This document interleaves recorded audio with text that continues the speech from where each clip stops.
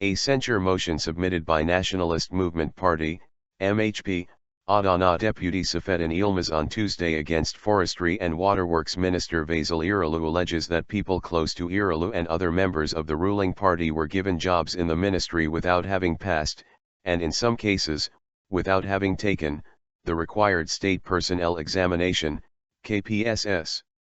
Speaking in the General Assembly of Parliament after he submitted the censure motion, Yılmaz gave details of the nepotism he asserts was committed by Minister Eroğlu.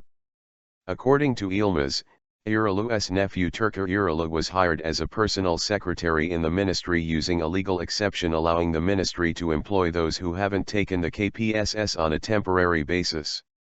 However, Türker Eroğlu was later appointed to a permanent position in a metropolitan municipality.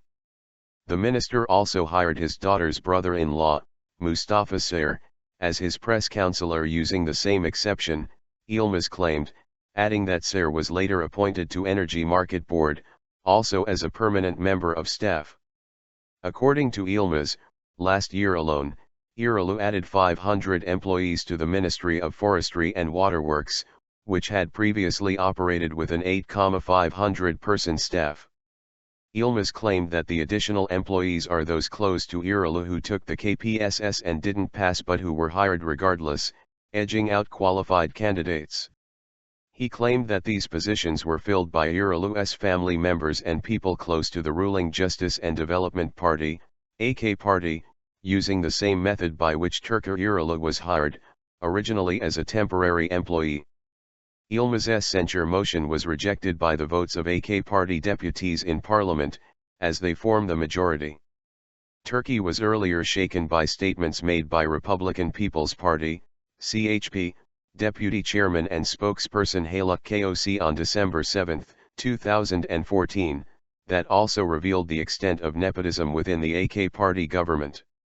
Koc provided a list of 85 individuals who had been hired at state institutions based solely on their relationships with government officials. Following Koc's claims, Turkish Public Workers Labor Union, Kamusen, Secretary-General Seyfettin Yılmaz claimed on January 13 that the number of people who had been assigned to public posts illegally by the AK Party was higher than previously estimated, at around 20,000. Yılmaz claimed that this number, far exceeding the CHP estimates, included offspring, relatives, and friends of AK Party officials.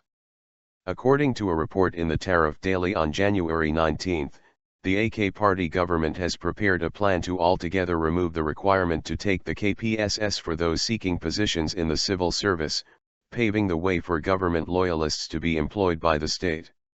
The Daily published this document, labeled Top Secret, and which had reportedly been submitted to the gentleman, a name commonly used to refer to President Recep Tayyip Erdoğan by people around him.